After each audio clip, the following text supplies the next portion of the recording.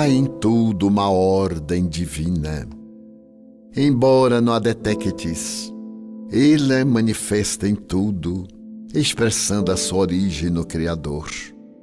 Em ti também se encontra presente, no corpo, na mente e na alma, regulando-te a vida e fomentando-a.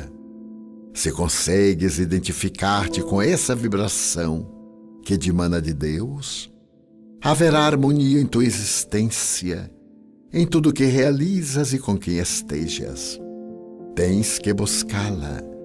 Caso não a percebas e notes apenas insucessos, atrasos, desafios desanimadores.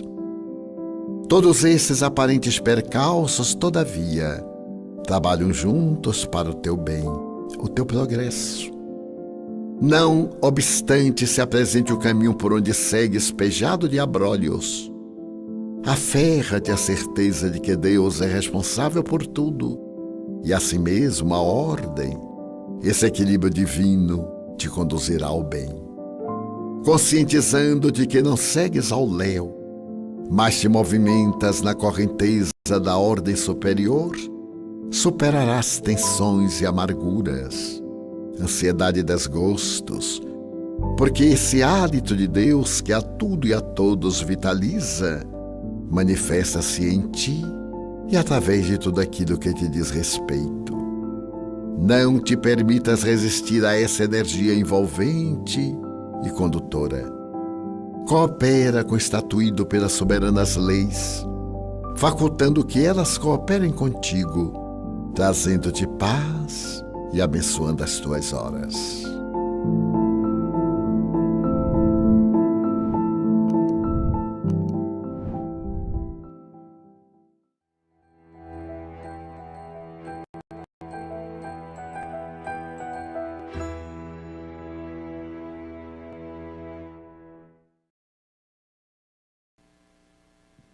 Estamos dando início ao nosso conversando sobre o Espiritismo.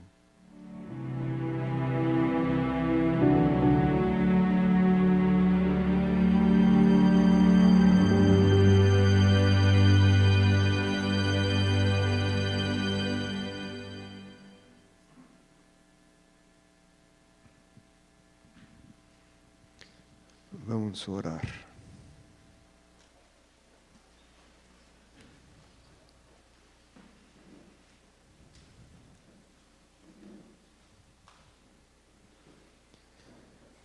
Senhor e Mestre Jesus,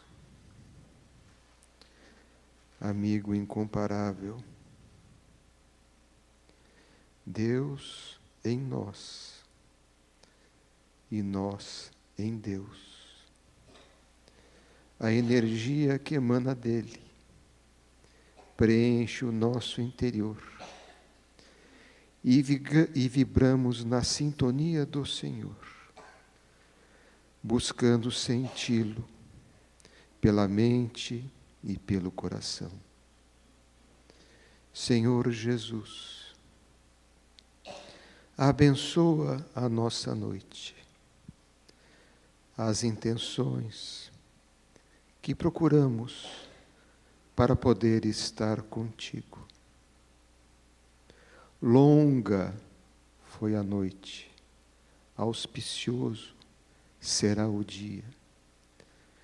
Procurando-te, como sempre o fizemos, necessitamos de um auxílio para poder alcançar-te, porque estando contigo, estamos na paz.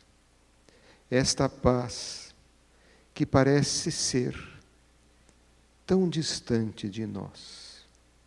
Permita-nos, neste momento da nossa reunião, do Conversando sobre o Espiritismo, estarmos alguns instantes contigo e com os benfeitores desta casa. Abençoa a Divaldo Franco, a convidada da noite de hoje, e ao grande público que nos assiste externamente, e ao público aqui também presente. Sê conosco, Senhor, hoje e por todo sempre. e que assim seja.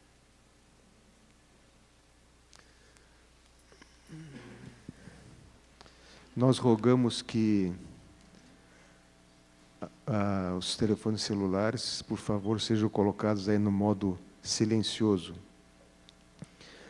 O nosso Conversando sobre o Espiritismo hoje, ele também é transmitido virtualmente, pelo YouTube, pelo Instagram, Facebook. Então nós temos um grande público externo. E hoje nós temos a nossa convidada especial aqui do Conversando. E o nosso Conversando ele é dividido em duas partes. Essa primeira parte é uma preleção do Divaldo, de aproximadamente meia hora, e que eu rogaria que enviassem as perguntas do público presente, e o Júnior, na televisão, ele me envia as perguntas do canal YouTube, para que então eu possa separá-las no intervalo, e após o intervalo, então, nós teremos, né, as perguntas e respostas. Então, a nossa equipe está aqui, tem papel, caneta, vocês perguntam até a nossa primeira parte da reunião. Então, eu rogaria que a nossa convidada fizesse a sua apresentação para todos nós nesse instante.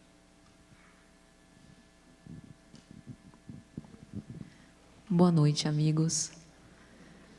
Para mim é uma grande felicidade ter recebido esse merecido convite. Agradeço por estar na presença de Mário, de Divaldo, na presença de todos vocês.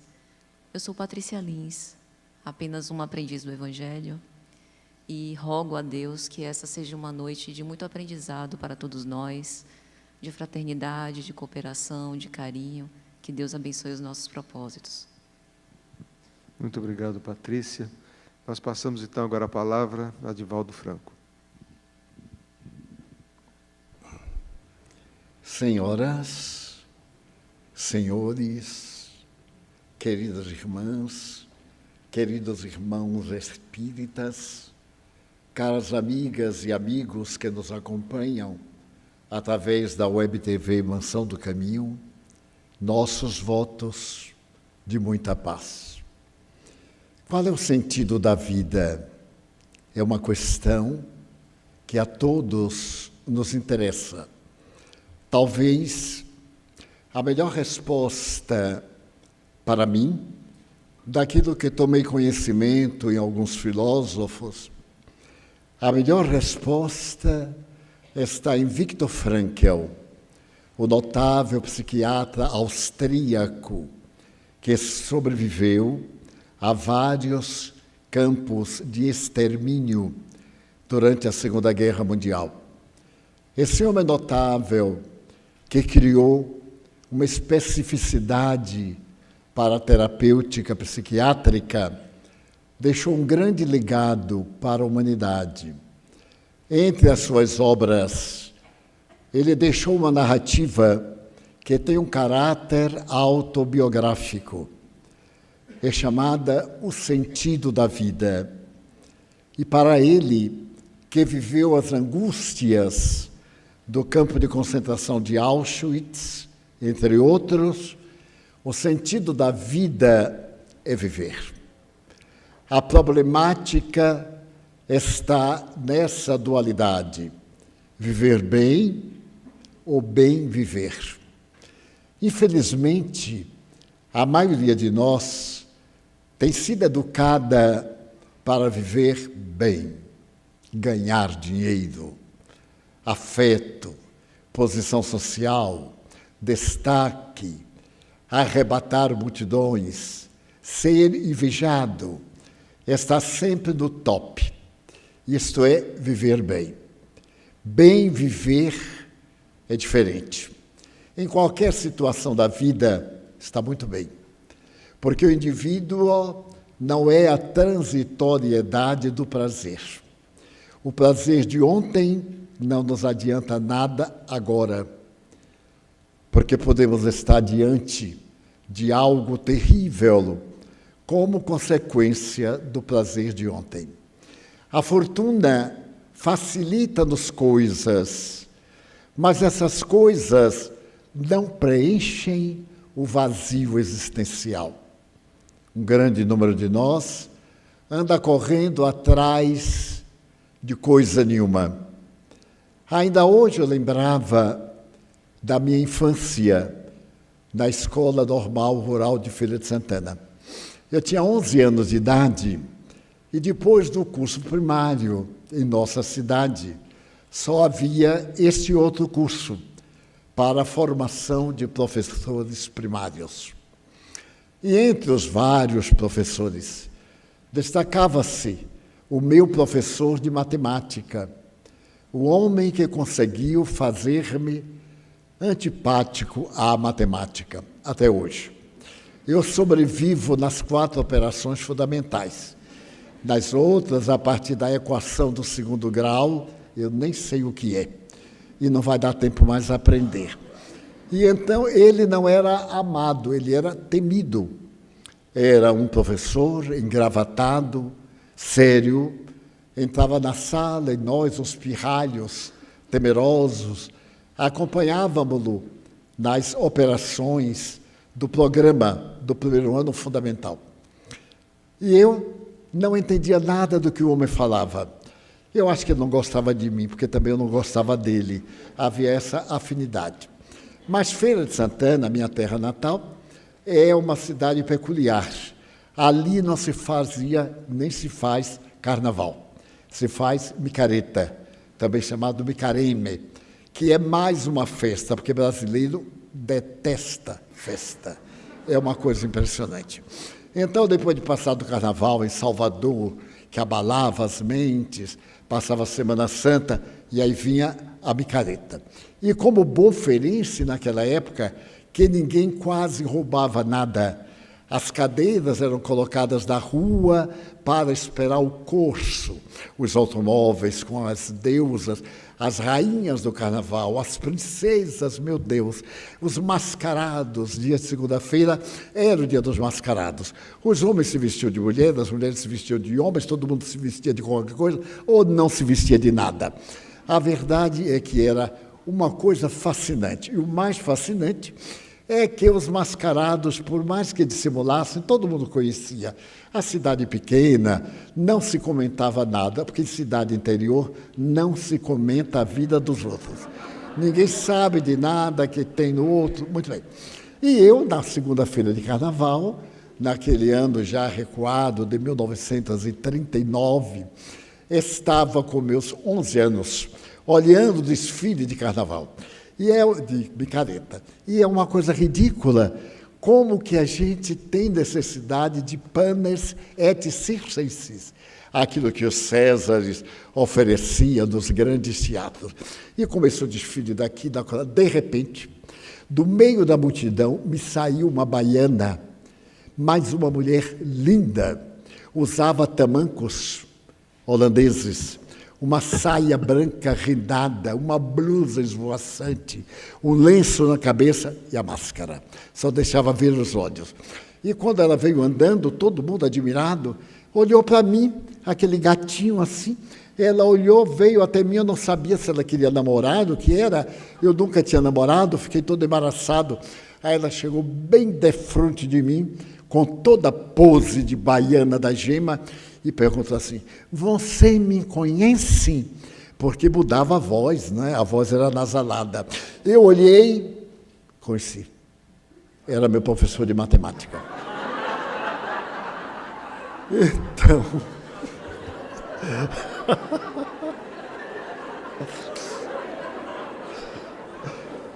a partir daquela data, eu pude discernir o que é viver bem e bem viver.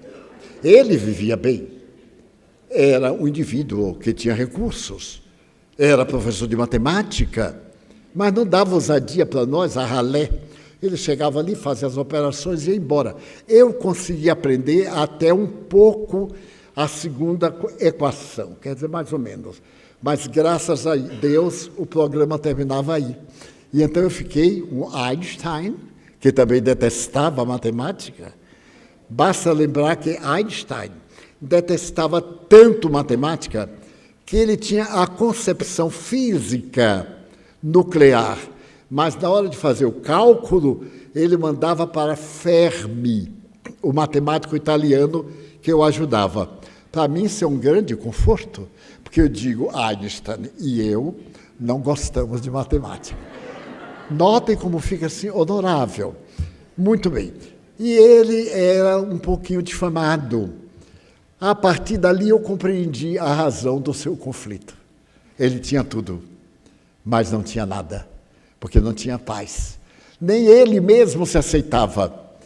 Ele procurava tornar tudo muito natural, como hoje, quaisquer expressões são naturais. Mas a época era muito perversa, era uma época cruel. E ele procurava disfarçar o seu problema, a sua angústia, na dureza, na severidade e na ausência de objetivo na vida. Então, qual é a razão de nós vivermos? Eu estive meditando a respeito de uma pequena história popular que eu já narrei aqui em nossa casa há uns 40 anos. Não tenho boa memória, não tenho boa matemática, mas tenho boa memória. É um homem que era um lenhador pobre. Ele morava à margem de uma estrada. E certo dia, um homem santo, passando pela estrada à noite, pediu no seu tugúrio muito simples que eu acolhesse para dormir. E ele ofereceu o que tinha de melhor, uma cama modesta de varas, distendeu um tecido. O homem santo fez uma refeição leve, dormiu, e no dia seguinte teve a oportunidade de ser também aquinhoado com um café modesto, porém repleto de ternura. E tomado das grandes emoções, o homem santo apertou a mão do lenhador e disse: homem, entre na floresta. E se foi. O lenhador começou a pensar: mas eu trabalho aqui na borda da floresta, pegando achas de lenha, pedaços de madeira, mas nunca eu entrei na floresta. Eu vou entrar. E foi tomado de uma grande surpresa. Na borda, a floresta era rala, de árvores comuns, de vegetação simples. Mas à medida que ele se foi adentrando na floresta, ele foi descobrindo um mundo virgem. Árvores frondosas, árvores de lim, árvores grandiosas, desde o jacarandá, o célebre jacarandá baiano, muito forte, o ipê, e esta, e aquela outra. Ele ficou deslumbrado, mas era muito pobre. Conseguiu ir à cidade, e conseguiu por empréstimo um machado. Então ele cortou umas árvores, ao invés de cortar os galhos, e vendeu-as. Vendeu-as por um preço extraordinário. E descobriu que aquela área era devoluta. Eram terras que pertenciam ao governo. Através de um advogado amigo, ele conseguiu permissão para tomar parte daquela floresta. E passou a cuidar. E aumentou a sua produção de árvores. Transformou-se em um lenhador de porte. Depois, em alguém que fez uma grande marcenaria e começou a exportar árvores famosas para o exterior. Ficou rico. Aos 30 anos, era um homem rico. Aquele barraco da estrada foi substituída por uma casa confortável. Os 3 filhos foram colocados em um educandário pago a alto preço. A esposa tomou curso de ética de boa procedência e ele ficou um homem rico.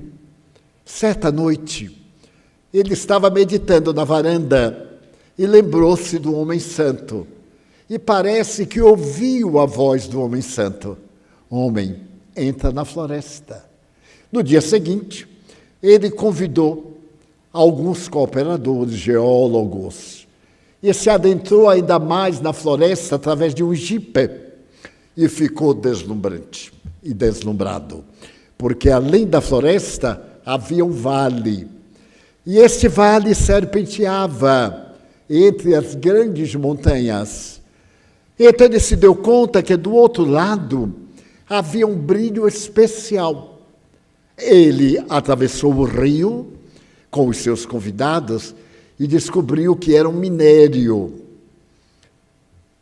Os geólogos, de imediato, descobriram que era uma grande mina.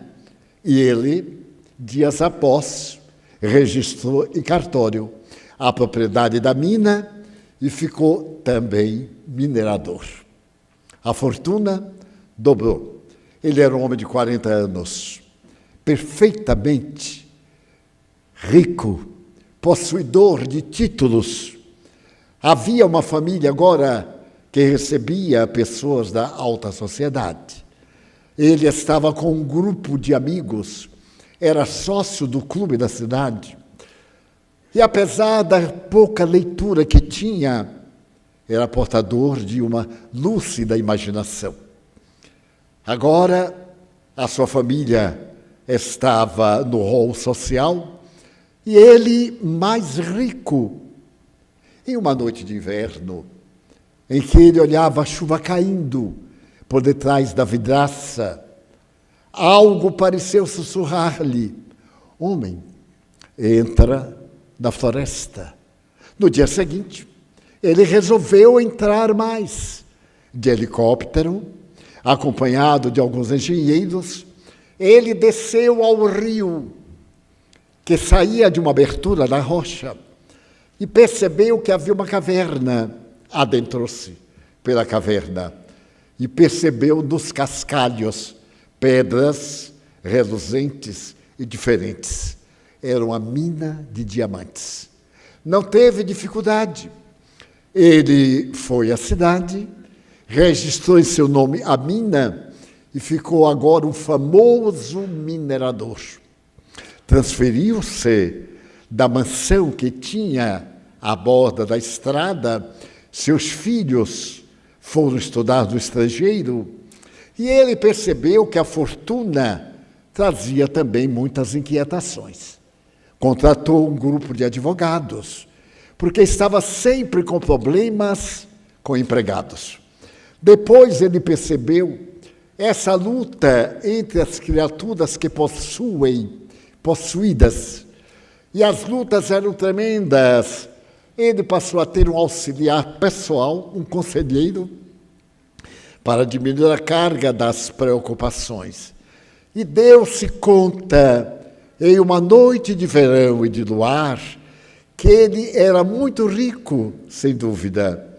Ele tinha uma vida cômoda, de bajuladores que não eram seus amigos, porque há bajuladores que nem sabem ocultar o seu interesse.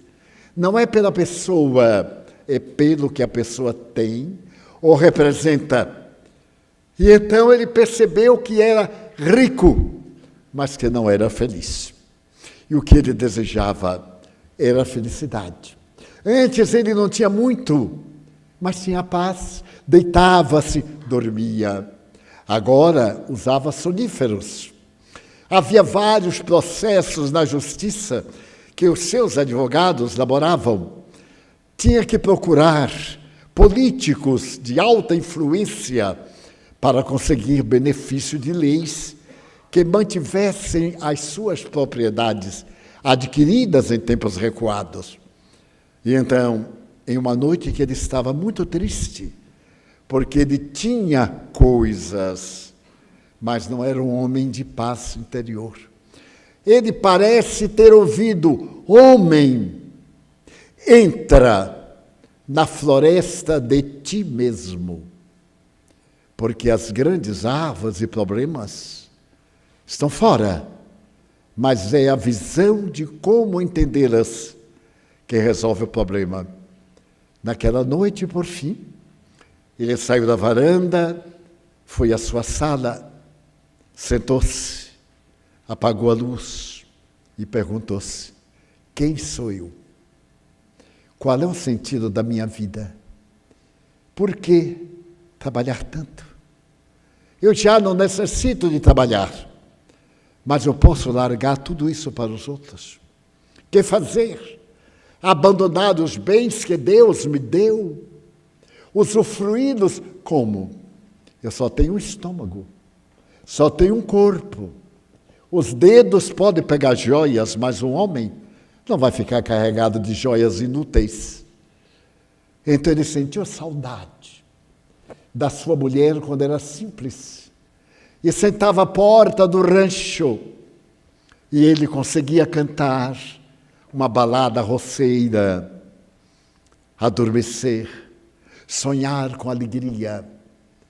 Ele começou a chorar. E ao invés de entrar no tumulto das coisas, este homem viajou para dentro, para descobrir qual era o objetivo essencial da vida. E percebeu que era ter muita paz, porque a vida física, por mais longa, por mais adornada, sempre termina no silêncio da sepultura. E ele passou a perguntar, e depois? Se houver um depois, que é que eu levo? E se não houver, valeu a pena? Foram tantos problemas, tantas lutas para aguentar a fortuna, tantas brigas, tantas inimizades. E aí considerou uma velha frase de Sócrates, que aprendeu no santuário de Delfos: conhece-te a ti mesmo. Todo o objetivo da vida está dentro de nós, no autoconhecimento. Foi por essa razão que Allan Kardec, o grande codificador do Espiritismo, na questão 919 do Livro dos Espíritos, indagou: ipsis verbis, qual o método mais eficaz para ser feliz neste mundo e superar as más inclinações? E os espíritos responderam: um sábio da antiguidade já vos disse, conhece-te a ti mesmo. E logo de imediato, o Espírito Santo Agostinho, um dos pais da igreja cristã no século IV, 300 e pouco, tem a ocasião de dizer: fazei como eu.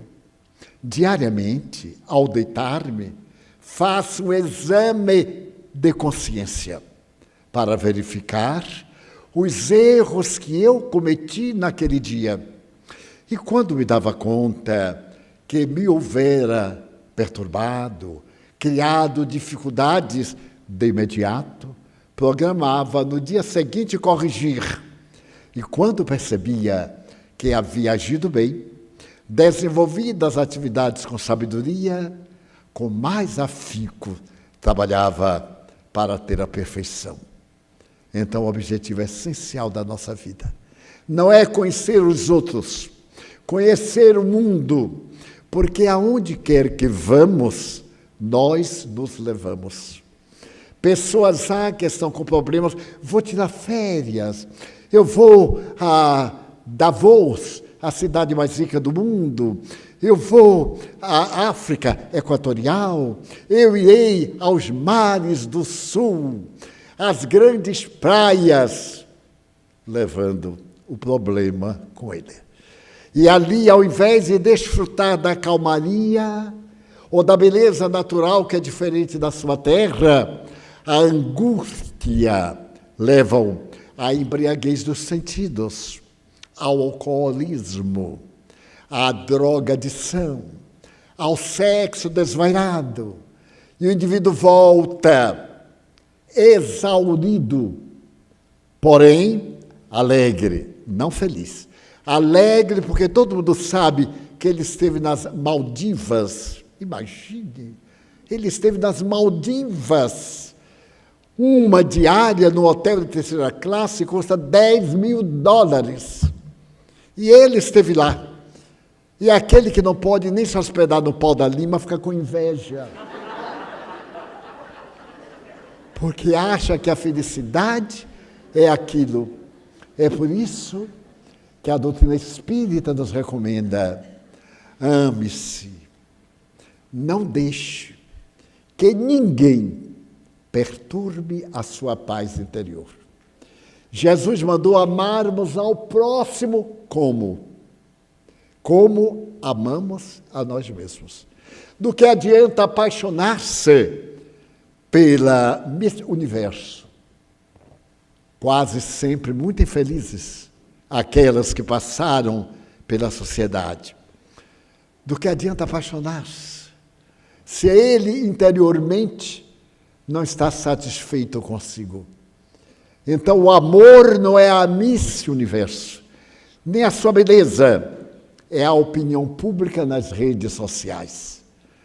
Então nós condicionamos nossa felicidade ao que os outros dizem e mudam, porque na hora que o dinheiro escassear, também escasseiam as referências nas redes sociais, nas amizades e na solidão interna.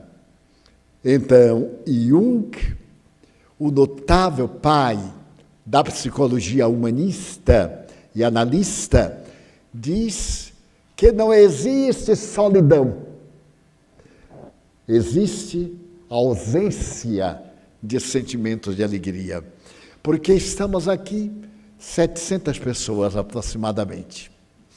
Portanto, não estamos a sós, estamos acompanhados, cada um com seu próprio problema, indiferente ao nosso problema. Mas se nós sabemos qual é o nosso problema e viemos aqui para encontrar um caminho, uma solução, e nos dispomos a solucionar-nos para solucionar os outros, estamos acompanhados de 700 pessoas. Daí o sentido da vida é amar. Ame. Até quem não gosta de você.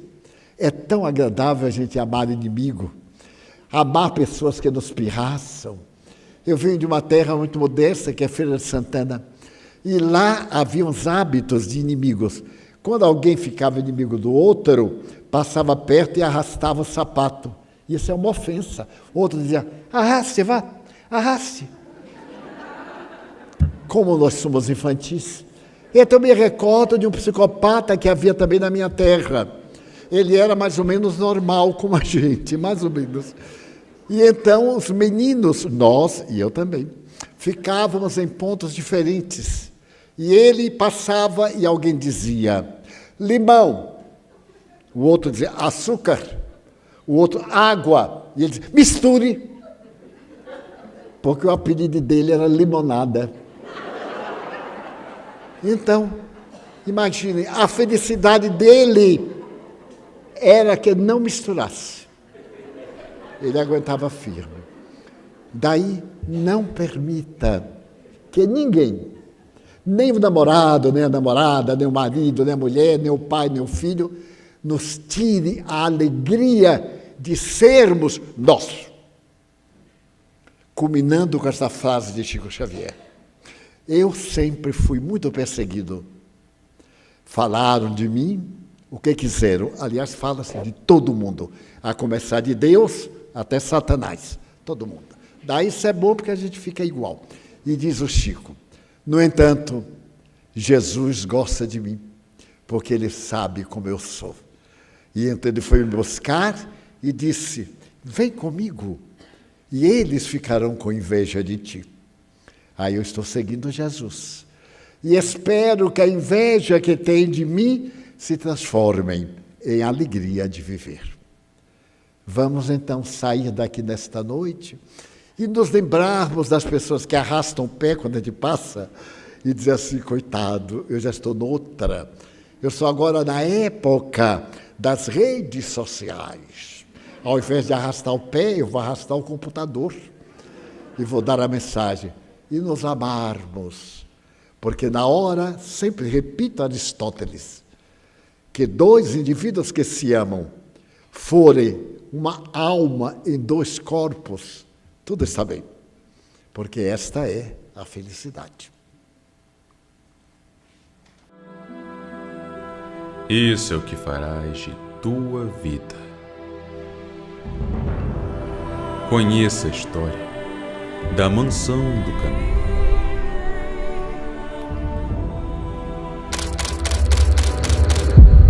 chegou o momento de revelar verdadeiras raridades em uma viagem emocionante.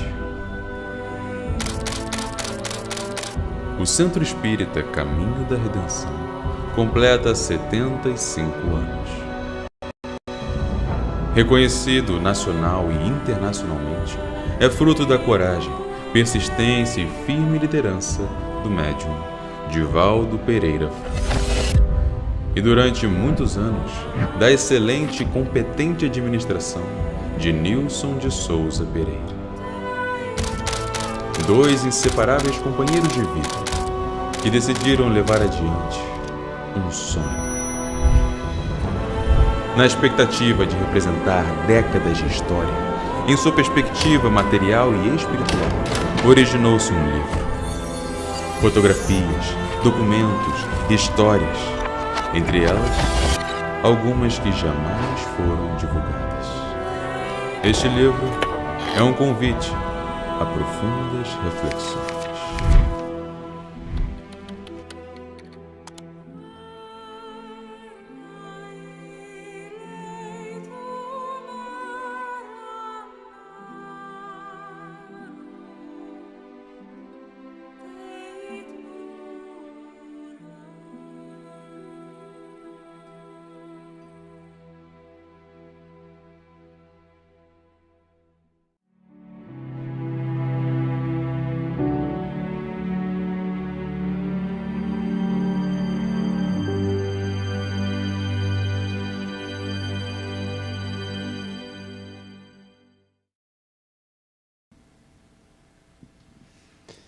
Então, mais uma vez, boa noite a todos. Vamos conversar agora sobre o Espiritismo.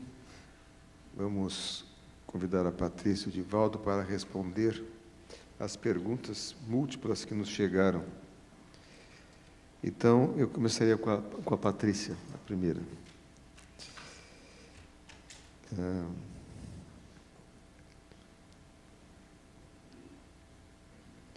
Patrícia, você poderia nos explicar sobre a formação do perispírito? Boa noite mais uma vez. Allan Kardec nos elucida que, enquanto encarnados, nós temos uma formação trina, corpo, perispírito e espírito.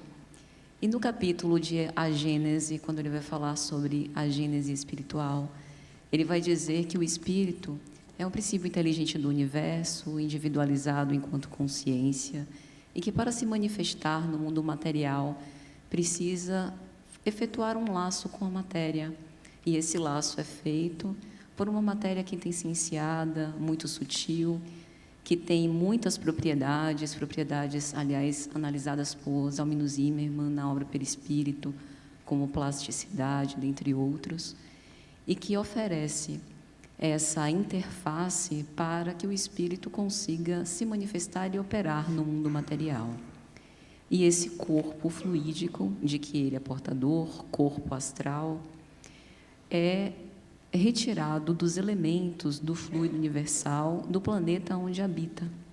E é a partir das manifestações e das mudanças ocorridas nesse perispírito, que pode, inclusive, tornar-se tangível nos fenômenos de aparições, que Kardec também aborda na obra Gênese, e que oferece essa troca de manifestações, de sensações, que ele também estuda no ensaio da sensação dos espíritos, pela ligação com o nosso corpo físico, por hora, enquanto encarnados.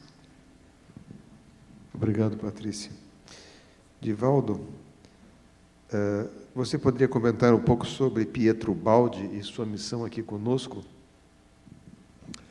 O professor Pietro Baldi foi um místico italiano. Teve a sua primeira comunicação com o mundo espiritual depois da Primeira Guerra Mundial.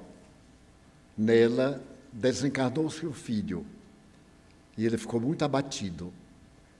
Oportunamente, ele estava em Assis e foi até a catacumba, onde está inumado o corpo de São Francisco, e começou a orar, muito deprimido.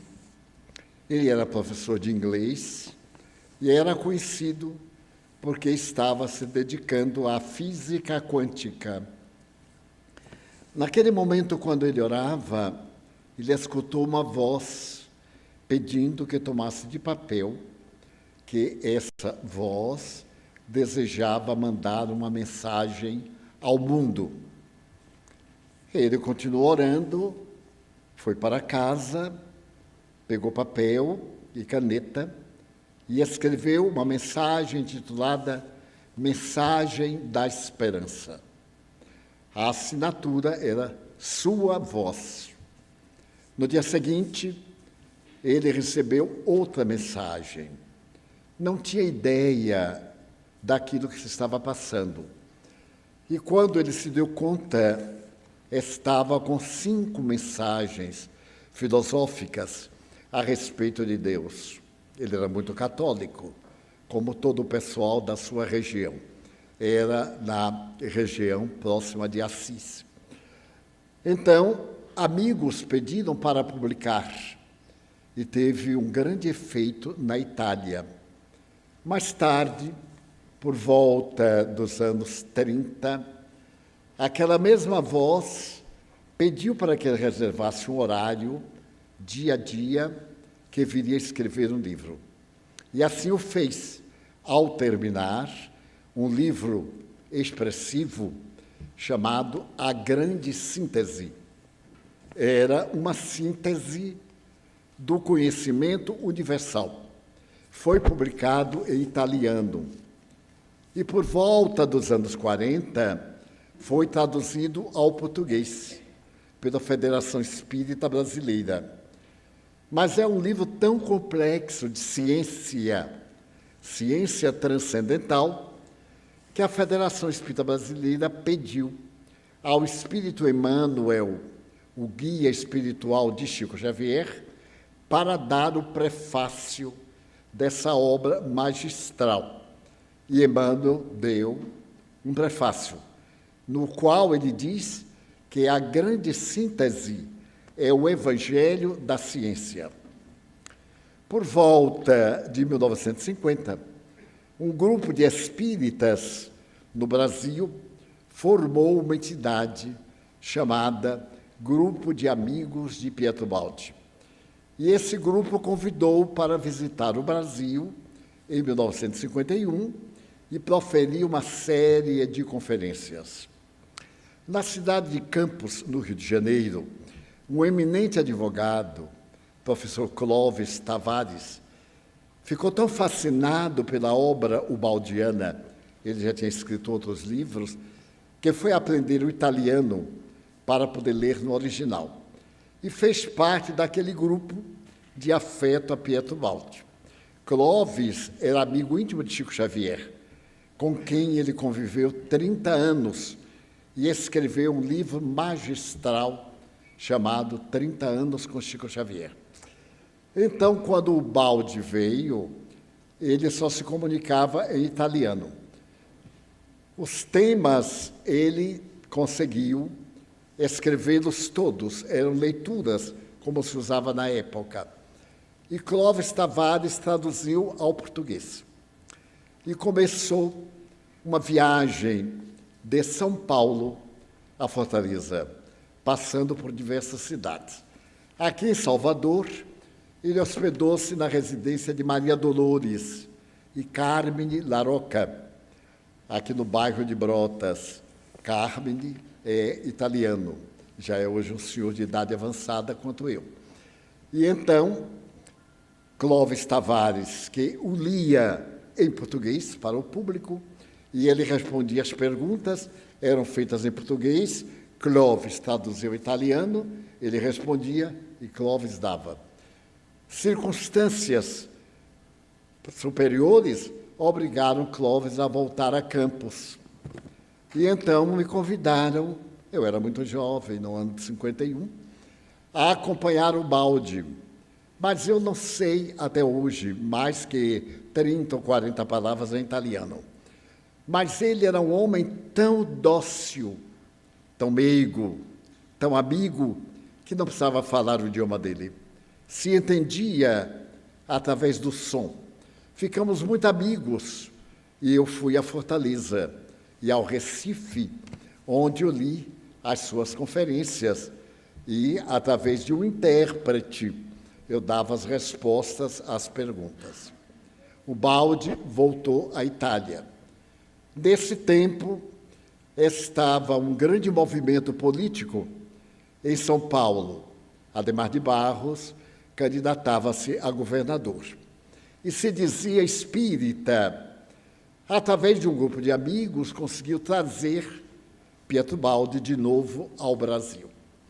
Nessa época, ele não visitou a maioria das cidades, ele permaneceu em São Paulo, na residência do editor de Allan Kardec. E então, eu fui visitá-lo no dia 4 de outubro de 1956. Nessa oportunidade, ele recebeu para mim uma mensagem de sua voz em italiano e deu-me como exemplo de carinho e de bondade. O Baldi transferiu-se para o Brasil, escreveu 14 livros ao todo, um deles que é um livro autobiográfico. A sua doutrina é eminentemente paranormal, ele continuou católico. Os livros não são espíritas, são uma visão científica do universo, perfeitamente coerente com o pensamento espírita. Mais tarde, o senhor Benedito Zancaner, da cidade de Catanduva, ofereceu-lhe um apartamento em Santos, para onde ele transferiu. E no mês de fevereiro de 1969, desencarnou o professor Pietro Baldi. Como o tio Benedito, que era muito seu amigo e também muito meu amigo, eu chamo de tio de Benedito, a família toda Zancaner é muito amiga nossa desde então. O tio Benedito ofereceu para nossa casa 3 originais de Ubaldi na sua letra. E toda a correspondência de Ubaldi com ele, tio Benedito, que está em nosso memorial. Ele deixou um legado muito grande, que merece ser lido, meditado, e mais tarde, em uma reunião com Chico Xavier, ele, quando esteve em Uberaba, Chico recebeu para ele uma mensagem de São Francisco, e ele recebeu para Chico uma mensagem de sua voz. A oportunidade posterior, estando com Chico Xavier, então Francisco de Assis, através do Chico, escreveu uma mensagem para mim, referendando a mensagem de sua voz, que se encontra também nos nossos arquivos. Trata-se de um místico. Na opinião de Chico Xavier, na sua opinião pessoal, ele não era um médium para o continente sul-americano. Ele era um médium para a Europa. E não foi uma atitude muito feliz ele sair da Itália para vir a um país que já aceitava muito a reencarnação. As manifestações mediúnicas deveriam ter ficado na Itália ou na Alemanha para poder enfrentar a ciência através de cujos mestres se opõem ao Espiritismo. Obrigado, Divaldo. Patrícia, uma pergunta que fala sobre o tempo que deve decorrer depois da morte, para que se possa evocar o espírito. Qual seria esse período de perturbação? E, complementando a pergunta um pouco longa, existe um período médio para que o espírito tenha conhecimento do seu estado? É uma pergunta muito interessante, relevante, e seria interessante a gente começar a responder dizendo que nós morreremos enquanto houvermos vivido.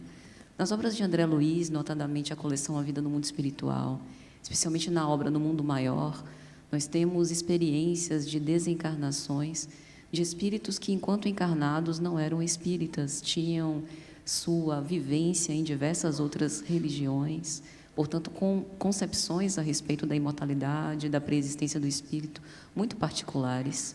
E é o estado moral, a forma como nós nos conduzimos, que determina esse período de torpor e o nosso despertar no além-túmulo. Com respeito às evocações, Kardec nos elucida, tanto na obra O Céu e o Inferno, quando na segunda parte ele faz as evocações de espíritos em diversas condições, suicidas, sofredores, espíritos felizes, espíritos medianos, que essa evocação pode ser feita, inclusive para pessoas vivas, que pela emancipação da alma estejam com o seu contato, né, com os seus vínculos ao corpo físico mais ou menos afrouxados. Entretanto, em O Livro dos Médiuns, principalmente, ele faz uma observação com respeito à condição física desses espíritos. Durante o período da pandemia, uma pessoa já chegou a me perguntar sobre esse período de afastamento em que alguns parentes adoentados por Covid estavam internados e, portanto, entubados no hospital, se seria oportuno evocá-los para, de algum modo, consolá-los, confortá-los, tentar dirimir essas distâncias. E Kardec é bem explícito ao dizer que não é recomendado por conta do estado de depauperamento orgânico, que recomenda cuidados, inspira cuidados. Então, o nosso estado espiritual é determinado pela forma como a gente se conduz. E, com isso, a evolução moral diz muito mais a respeito do que, propriamente, o desenvolvimento intelectual ou o próprio conhecimento da vida após a morte.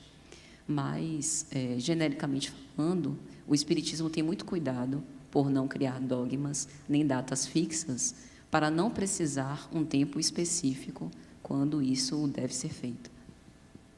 Obrigado, Patrícia. Divaldo, você poderia falar sobre o autismo? É verdade que o autista é um espírito que cometeu suicídio? Não necessariamente. O autismo é hoje uma definição extensiva aos graves problemas psiquiátricos. E a aura autista é de uma grande variedade, desde os traços mais singelos àqueles mais graves e agressivos.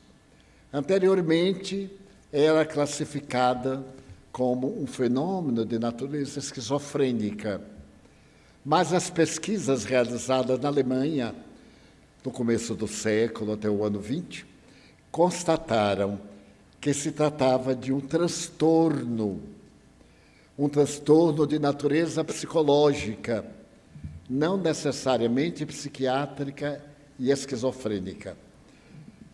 Aquele que tem hoje o autismo, a depressão, a ansiedade, essas síndromes que estão muito populares de se cortar para poder diminuir a dor moral, são espíritos que se comprometeram moralmente com as leis do Cristo Jesus. As pessoas que, à nossa semelhança, prejudicaram o seu próximo, traíram, e então voltam com os equipamentos psíquicos no perispírito, a que ela se referiu muito bem, ultrajados pelo drama, necessitados, portanto, de uma corrigenda. Daí o autismo é uma problemática psicológica perfeitamente curável, isto é, a pessoa pode ter uma vida perfeitamente natural. Nós temos casos de prêmio Nobel de autistas, de governadores nos Estados Unidos, autistas, de eminentes matemáticos e idiomas vários, autistas. Um amigo nosso, que é um grande conhecedor de autismo, contou-me uma experiência muito interessante. Ele morava em uma cidade da Argentina e ao seu lado tinha uma família muito querida. Nasceu o filhinho e não falava o espanhol. Falava algo incongruente, desde as primeiras sílabas. Mais tarde, tendo entrado em contato com meu amigo percebeu que ele falava inglês, mas ninguém praticamente no bairro sabia nem o que era, que língua era. Ele então resolveu convidar um professor da Universidade de Buenos Aires para um diálogo em inglês com um menino de 10 anos. E se constatou que ele falava o inglês da Escócia, porque a língua inglesa, de acordo com o país, tem características muito próprias, como o português de Portugal, dos Açores, do Brasil e etc. E então ele não conseguiu, até quando meu amigo lá estava, falar o espanhol, mas se comunicava muito bem em inglês, em francês, e foi aprendendo um pouco do idioma local. É, portanto, uma memória de encarnação anterior, quando, na imensa Catedral de Westminster, ele cometeu alguns atos que o perturbaram psiquicamente pela sua conduta religiosa e pela sua conduta de natureza humana. Daí, todo aquele que tem um filho autista, um parente, pode poder conduzir com muita tranquilidade. Não é uma doença, é um distúrbio de natureza psicológica que apresenta à pessoa algumas peculiaridades. Não suporta zoada. A primeira característica é o silêncio. Falar pouco. São portadores de uma grande memória, mas eles não conhecem as nossas interpretações casuísticas. Por exemplo, se eu digo uma parábola, ele não entende, porque ele entende o conjunto de palavras, mas não a simbologia. Por essa razão, se dedicam a doutrinas exatas, a matemática, a física, a química, que não tem outras alternativas. E, acima de tudo, com um pouco de paciência e perseverança, nós restabelecemos os vínculos da afetividade. Para concluir, o autista tem um tipo de sentimentos emocionais diferentes de nós. Eles não amam conforme nós amamos. Eu perguntei a vários e continuo perguntando, você ama? E eles me dizem assim, não sei o que é. Porque não tem emoções conforme as nossas emoções. As suas são emoções especiais. Daí não seja surpreender que o filho não corresponda às carícias da mãe, embora necessite de ser acariciado. Ele não gosta de conversar, não entende, por exemplo, uma piada para rir, não entende. Só entende as expressões diretas. São, portanto, não ex-suicidas necessariamente, mas aqueles que driblaram a lei divina através dos esquemas mentais e psicológicos. Patrícia, o Espiritismo não é uma religião. Podemos considerá-lo como uma escola de estudo da vida? Bela definição. O Espírito Emmanuel, na obra O Consolador, responde a algumas questões basilares sobre a doutrina espírita, especificamente sobre o fato da religião. E ele vai nos lembrar que religião vem de religare, da nossa conexão com o Pai Celestial, com Deus. E segundo o evangelista João, Deus é amor. Como dizia Paulo, anotado por Lucas em Atos dos Apóstolos, em Deus estamos, em Deus nos movemos. Então, o Espiritismo não é uma religião se nós compreendermos religião como um conjunto de dogmas a ser seguido que aplica uma punição ou castigo pelo seu desvirtuamento. O Espiritismo é uma proposta iluminativa baseada na filosofia moral do Cristo para que a gente tenha uma redenção dos nossos próprios equívocos e retornemos ao exercício da lei de amor. Então, em última instância, o Espiritismo, como a própria Bíblia, ensina-nos e convida-nos a essa prática do amor, de buscar o significado pela nossa vida, não apenas na vida presente, mas a nossa vida interexistencial, a nossa vida enquanto ser imortal, buscar uma melhor relação com o outro, que é o nosso parâmetro do nosso amor a nós mesmos e a Deus, acima de todas as coisas, e nos tornar melhores, para que, enfim, possamos ser felizes. Obrigado, Patrícia. Divaldo, o que aconteceu com o corpo de Jesus? Quem souber, me diga.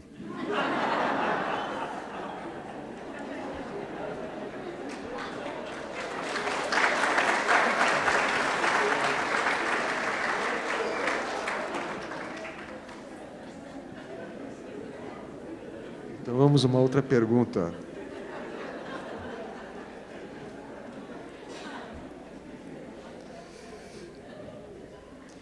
Divaldo, estou estudando doutrina espírita e gostaria de saber quando se pode considerar que um médium está preparado para trabalhar como médium em uma casa espírita.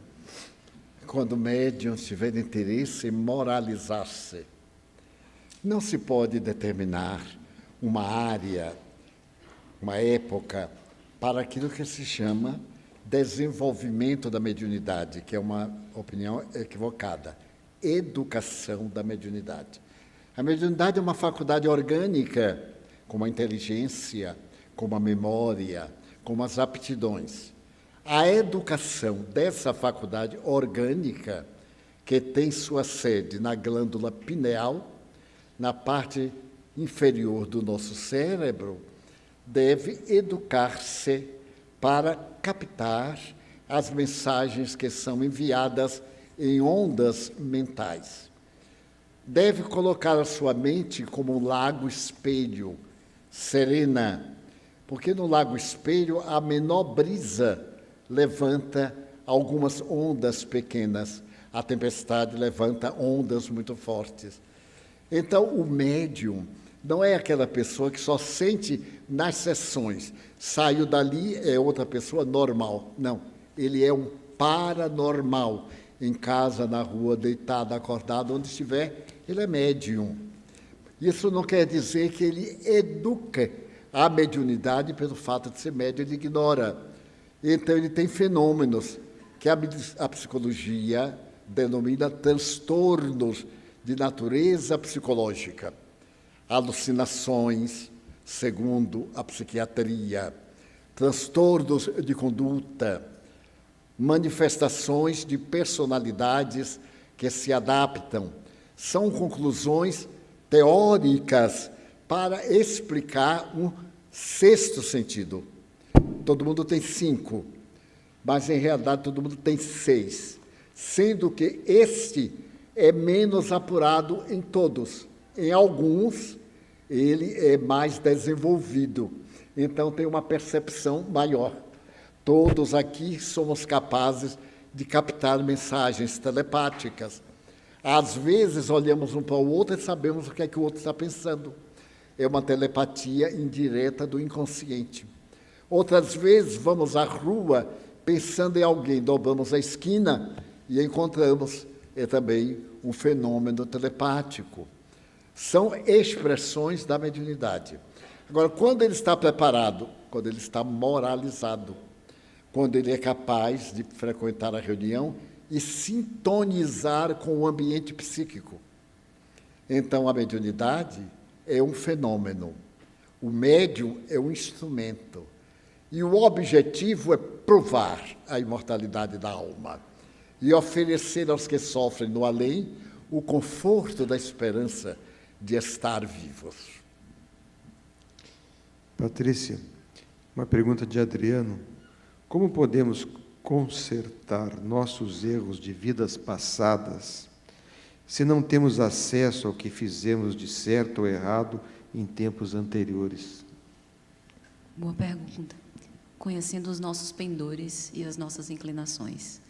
Geralmente, nós renascemos com algumas intenções de ordem inconsciente ou consciente. E durante a infância, o olhar dos pais, cuidadoso, com respeito aos nossos estímulos, às nossas reações, pode nos ajudar a perceber. À medida que nós crescemos, nos assenhoreamos da nossa consciência. Uma capacidade de autoanálise com respeito à nossa resposta emocional ao contato com o outro, nos fará perceber pontos que podem estar diretamente relacionados com o nosso gênero de provas. O Espírito Emmanuel tem uma expressão muito inteligente em que ele vai dizer que nós atraímos em derredor dos nossos passos situações magnéticas, tipos de relacionamentos que se repetem, pessoas que, por mais que nós não gostemos, atraímos, expedientes, conjunturas, por mais que nos sejam desagradáveis, que a gente é obrigado a permanecer, por mais que desejemos nos evadir. Então, são esses os chamados do Cristo, os convites para que a gente possa reavaliar a nossa conduta, se nos analisarmos com sinceridade. Acontece que, por melhores que sejam as nossas intenções e por mais sinceramente engajados na reforma moral que nós sejamos, Como Kardec elucida no Evangelho segundo o Espiritismo, verdadeiro espírita, aquele que se esforça para domar as suas más inclinações, Freud já dizia que nós temos diversos mecanismos de defesa, que Joana chama de fugas psicológicas, para fugir desse enfrentamento que, por vezes, nos é muito desagradável e desprazeroso. Foi como Divaldo contou na sua rica palestra: aventurar-se a conhecer a si mesmo é adentrar numa floresta muito densa e desconhecida, e para isso é necessário muita coragem, perseverança e trabalho até o fim. Obrigado, Patrícia. O Divaldo, você poderia nos falar sobre a mediunidade em crianças? Allan Kardec fala que no momento do parto dá-se a reencarnação. As pesquisas modernas da parapsicologia, principalmente com um pesquisador indiano, confirmam que até os 6, 7 anos, o espírito ainda se está apropriando do organismo físico. Então, as memórias são muito mais lúcidas do que a partir dos 7, 8 anos. Daí nós vimos na história crianças prodígio, sempre. Agora, na internet, a gente vê criança regendo orquestra com 3 anos de idade. Criança interpretando Bach, que é um dos autores mais difíceis da música de todos os tempos. Nós vemos crianças com reminiscências claríssimas, como a do piloto americano, que se lembra do avião abatido e que desde os 2 anos dizia para o pai que ele era a reencarnação daquele indivíduo. Nesse período, o espírito está muito lúcido e, às vezes, tenta comunicar a pessoa, conversar com as fantasias. É o período chamado lúdico, dos 2 aos 5 anos, mais ou menos, na psicologia infantil. Então, a mediunidade aí está no desenvolvimento para e passo à inteligência, à imaginação.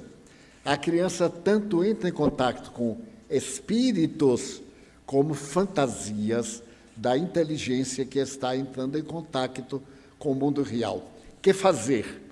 Conversar com a maior naturalidade. Falar que a vida continua, porque as nossas crianças que têm capacidade de receber um computador próprio aos 2 anos, um telefone próprio aos 2 anos, que liga isto e aquilo com uma proficiência, que parecem que já vieram ilustradas a respeito dos equipamentos terrestres. Eu, coitado, eu vim ilustrada a respeito da datilografia. Aprendi com facilidade, mas computação é uma tragédia. E aqui na nossa escola, em todo lugar, nós temos crianças com uma habilidade de computação impressionante. No chamado Vale do Silício, nos Estados Unidos, onde estão os maiores gênios, crianças geniais também estão ali contribuindo grandemente com as conquistas do silício, que até há pouco era uma das substâncias mais enriquecedoras do mundo. Então, falarmos da mesma forma que se ele disser que está com uma dor, vamos explicar. Eu vi, tem uma sombra falando comigo. Meu filho, realmente. É o avô, é tio, é um amiguinho espiritual. Porque aos 4 anos, quando eu comecei a ver a minha avó, eu vi também muita gente, não só minha avó. De repente eu a vi e de repente eu vi uma porção de coisas, até hoje. Então, nada de dizer que são contos, que é imaginação, e também não preocupar a criança. Acabar com aquela história, o bicho-papão, aliás, eu acho que ninguém fala mais isso, né? É horrível, o bicho-papão, ele vem de pegar, não, você vai dormir, se você tiver qualquer coisa, chama Papai do Céu, eu estou aqui ao seu lado, tomando conta, bem natural, porque é um fenômeno paranormal, que não é habitual, mas absolutamente normal. A criança médium é uma bênção para nós, porque de cedo ele está no clima que se encontrava no mundo espiritual. E enquanto está reencarnando, ele está impregnando o cérebro para ter lembranças no futuro. Apenas isto. a Maria Emília. Ela disse que acabou de passar por uma gravidez de risco, a qual teve que ser abortada. Ela diz que está sendo muito difícil superar o sentimento de culpa. O que o Espiritismo pode nos falar sobre isso, Patrícia? Realmente é uma situação das mais delicadas e que a gente sempre precisa abordar com muito carinho. Allan Kardec, em O Livro dos Espíritos, nos lembra que o primeiro dos direitos de todo ser humano, de todo espírito imortal, é o de viver. E no caso em epígrafe, fica claro que sobre as questões do aborto, quando a vida da mãe está em risco, esse é um dos casos em que, infelizmente, aquela vida que renasce deve ser sacrificada para preservar a vida dessa mãe, que pode ter origem de novo a outros filhos. Isso é diferente da leviandade que nós observamos em alguns países, por exemplo, tornando legítima o assassínio de crianças que tiveram seu planejamento reencarnatório como espíritos imortais, que invariavelmente todos nós somos, e que, imaginemos, nos se sentem extremamente frustrados por não terem vindo à vida. Esse sentimento de culpa, esse abatimento, esse pesar, é uma das fases desse processo de luto. E, infelizmente, é um sofrimento que a gente precisa atravessar.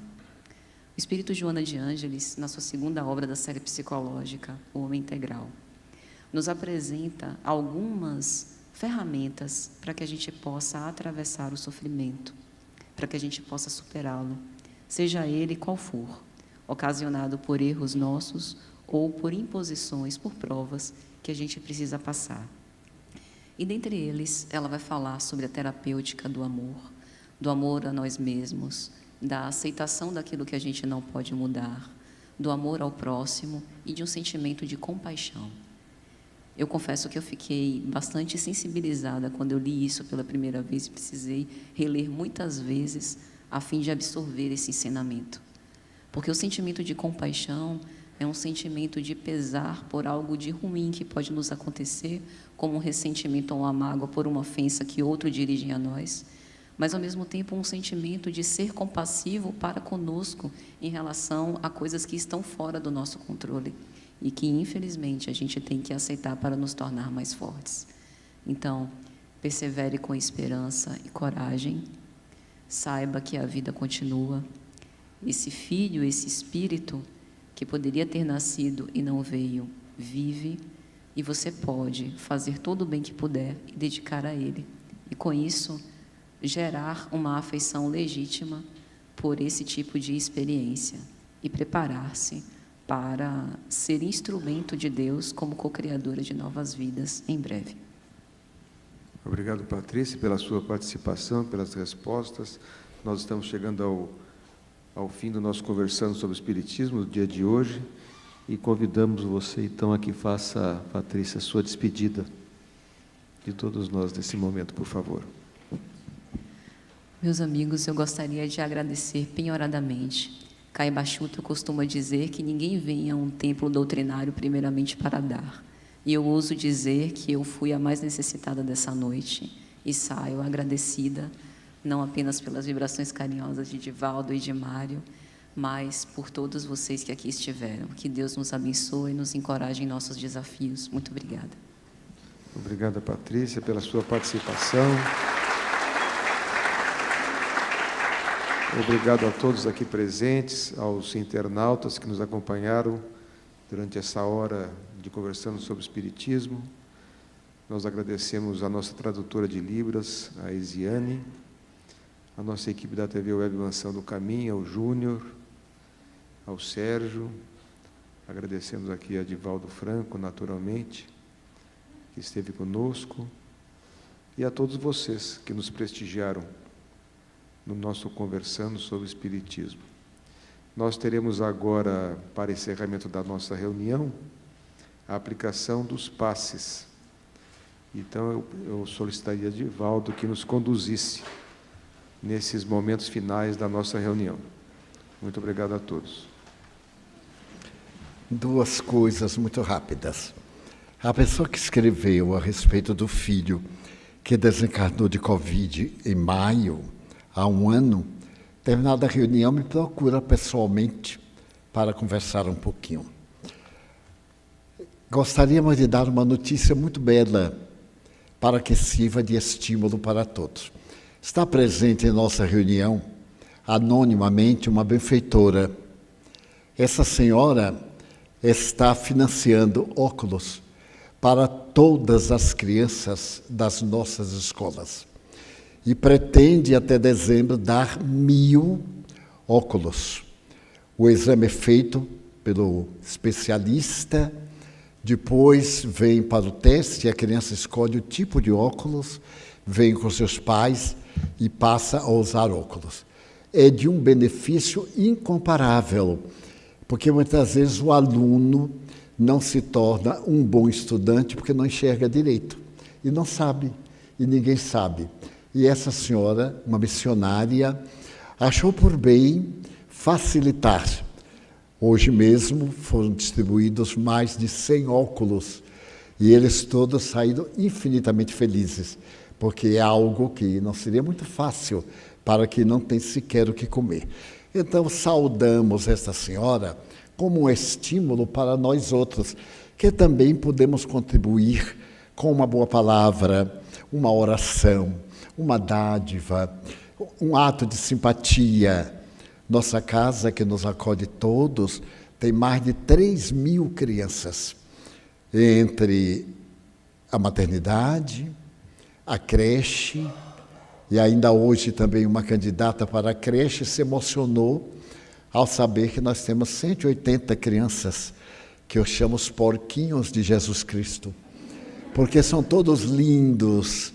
E quando o Fantástico esteve aqui, perguntou a um deles, o que é que você gosta mais da creche? Ele disse, comida. Foi da hora.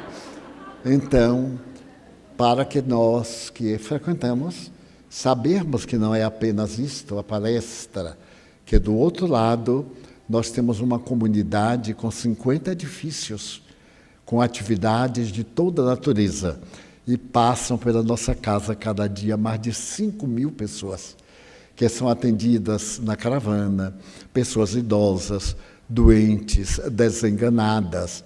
A nossa preocupação de arranjar leitos hospitalares, cirurgiões gratuitos, para atender essa imensa multidão.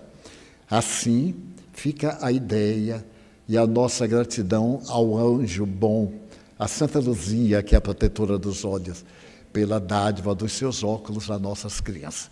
Vamos agora à parte prática, a este momento de comunhão com o alto, em que os espíritos bons e nobres descem até nós. Convidamos os médiuns para que, por favor, tomem os seus lugares e procurem transmitir o que possuem de melhor, doando a própria vida a benefício de outras vidas. Jesus, tu nos pediste para que nós rogássemos a divina ajuda, nós a receberíamos.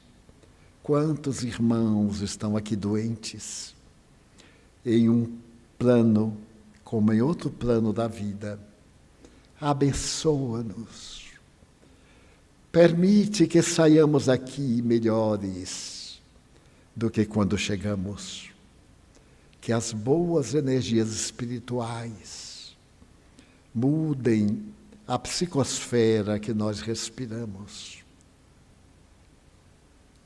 Nós queremos pedir-te pelas nossas imensas necessidades, por aqueles a quem amamos,